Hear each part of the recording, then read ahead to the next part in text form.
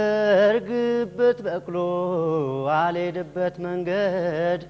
ልቤን አስወሰድኩኝ የሰው ሸጋ ቦድ ያፈቀረማ ሰው ወደ መነነ ናይመልሱት በሰው አለ እንዲያዋለ ሙሾ ያወጡልኝ ገላዬ እያለይ ኩነኔ ምሽጋ ልጃይቶ ገላዬ በቃ ባህላዊ የሆነ ነገር ነው መሰማው ደንበኛ የባህል ቱባ አይነት ቀለም አለ ውስጥ ለዛ እንደሱ አለ የበለጠ ባህል ላይ ብታተኩር ጥሩ ይመስለኛል እንደኔ አስተያየት እነሱ